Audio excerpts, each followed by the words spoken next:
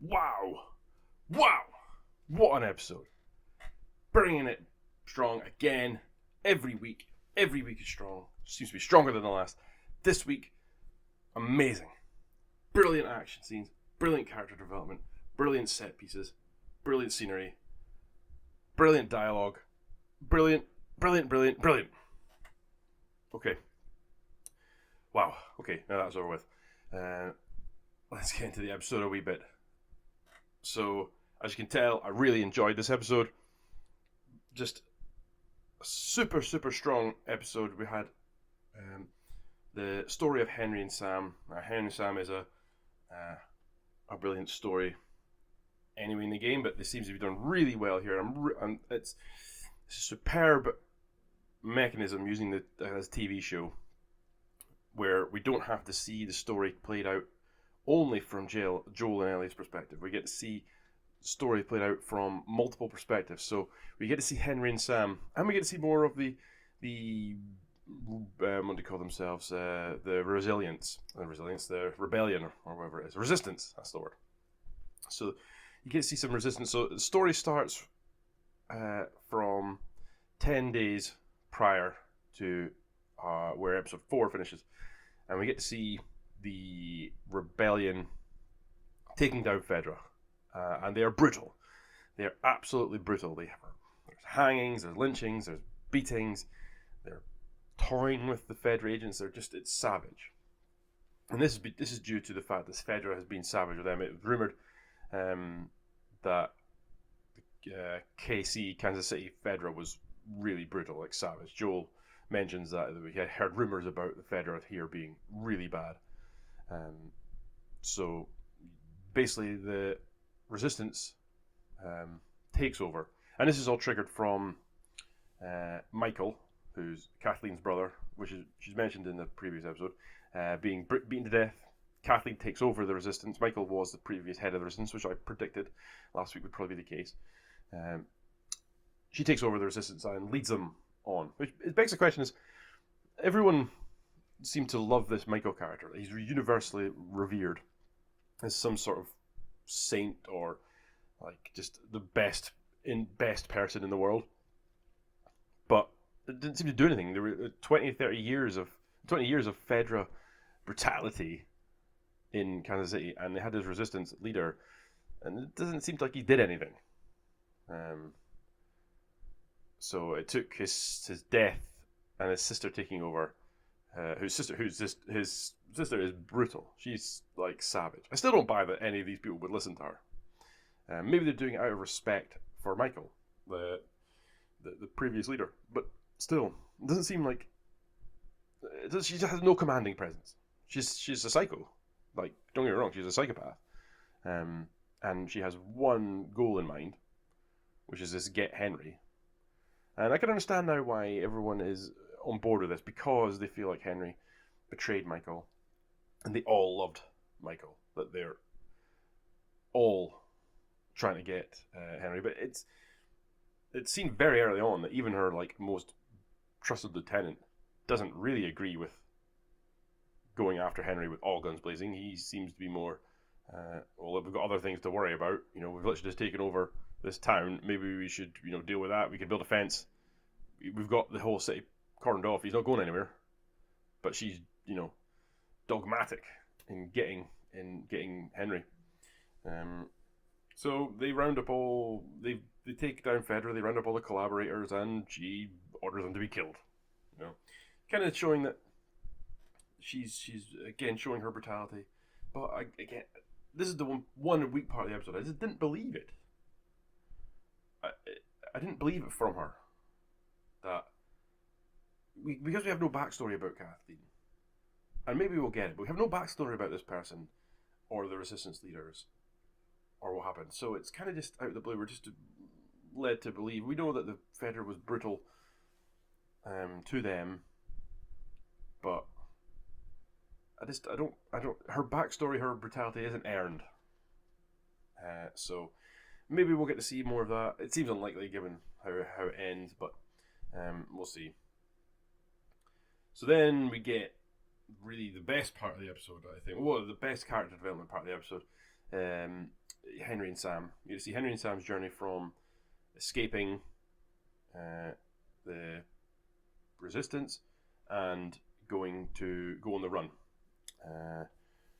We call back to the doctor from the previous episode. So it turns out he did know exactly where they were, but he's been caught.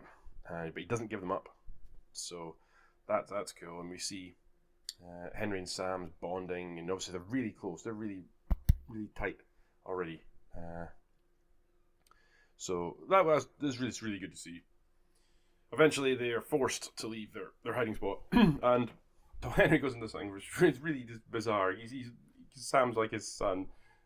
He takes paint and paints it across his eyes. So that child is now blind, because children are stupid, and they would definitely rub his hand into his eye, and the child is now blind. So that's great. Not only is he deaf, he's now blind. He's not actually blind. The storytellers make it that he didn't go blind, but in reality, he would definitely have gone blind. So then we meet up with Joel and Ellie when they have the guns pointed at them. An interesting point, I noticed that Joel had set up all the traps, the glass, so that he could hear them coming, but he'd rolled over onto his left-hand side, and it's mentioned in the previous episode that he doesn't hear very well from his right ear. So he'd rolled over onto his left, which is why he didn't hear them coming. So I thought that was cool. You get a great little back and forth with Henry, who's clearly inexperienced with hot violence and guns. And he's telling Joel that, are we cool? And Joel's talking to him in his super gruff voice. Yeah, we're cool. He's like, God damn that tone. And Ellie's giving him jib to try to get him to calm down. And we all know that Joel really wants to take those guns and smack the hell out of them. But he doesn't. And they formulate a plan to get out. Henry and Joel are very similar at this point. They've both got a young child that they look after, a surrogate child. Neither of them are the parents, but they become the parents. So Henry and Sam are brothers.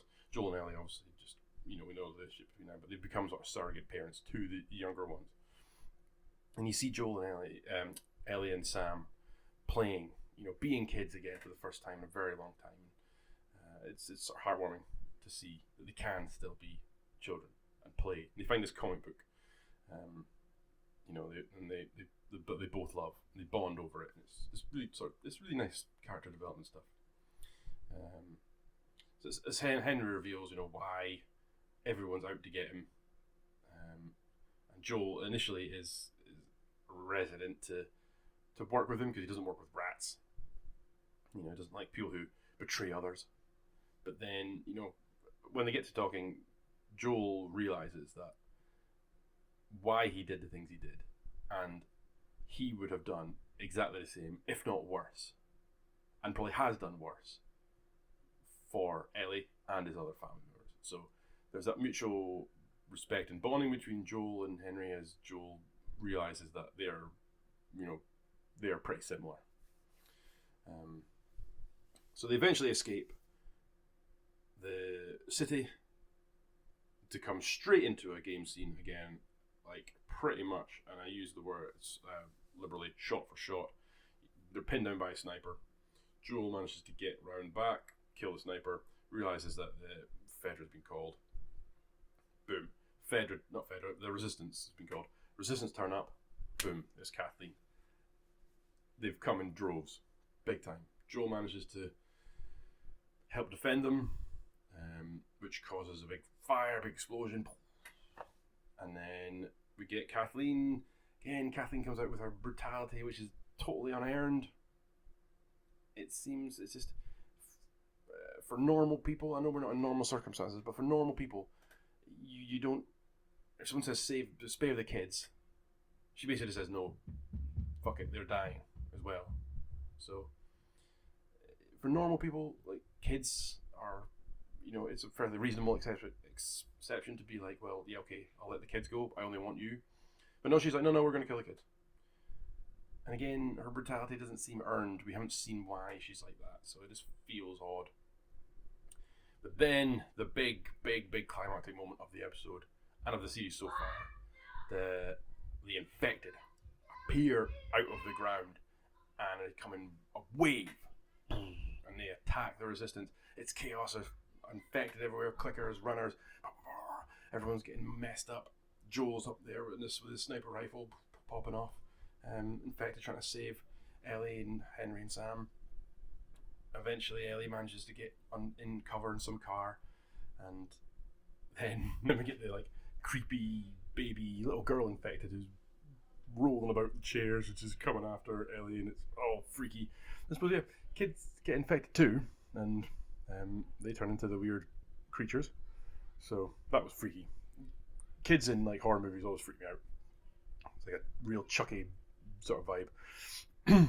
Anyway, they get out, and then out comes the big boy, the bloater. Finally get to see a proper infected like monster. He comes out, he's just wrecking stuff. He's ripping boys' heads off. Boom, boom, boom. He chases after Kathleen. She runs away. It's definitely not the last we're going to see of her, obviously. She runs off. Sam and Henry are trapped in her car. Ellie goes out to save them. Joel's helping her. Boom. She's showing how brave she is. She's showing, and Ellie and Joel's showing like how much he cares for her as well. If this had been 3 days ago, 3 weeks ago, whatever, he'd have buggered off. He'd have been gone. So it's showing his character growth as well, and it's just fantastic television to see. We end the episode with a sad note. Plays out pretty much exactly the same way as it does in the game. I'm not going to spoil that bit. I think that definitely needs to be watched to see, but it hit home hard. A lot of this stuff changes now that I have my own kids. Like when I first played the games, I didn't have kids, but it still felt the punch. But now, oh god, it's right to the gut, and I probably would have reacted the same way if I was in this character's position. So, general summary overview. Episode, another fantastic episode.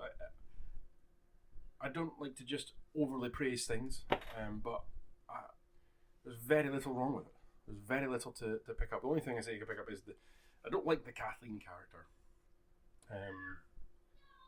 and I don't like her because I don't know her. I think I can like a character while still disliking them. Like I think a villain is done well. You can like the character while disliking them at the same time. It's a bit of a strange statement, but you can see like a good character, even a good villain. But this Kathleen character just pops out of nowhere, is despicable for no real reason, it seems. Goes totally against her brother's wishes in being despicable, so that it doesn't seem any justification for her being that bad. So that's the only nitpick I have of the show and the episode. Sometimes they've brought in a new character, but not fleshed her out in any way. So that seems like a bit of a fail. Other than that, I'd give the episode a 9. 9 out of 10. I mean, I push it to a 10, but just with that little thing being there, I did rejoice when she got killed. Spoilers. But it just wasn't that satisfying because I just disliked her on a surface level rather than sort of getting to know why I really should dislike her. So, other than that, yeah, let's go with a 9 out of 10. So far, every episode has been a 9, 10, and you desperately need to go watch this. If you're not watching this already, you need to go be watching it right now because it's amazing. And even week to week, being a week to week episode rather than it all being dumped in one go and being on stream is not doing it a disservice. It's actually making me want it more. So the guys over at HBO, Neil Druckmann and Craig Mazin, I think it is, the writers, have been doing an excellent job. And fair play to Neil Druckmann.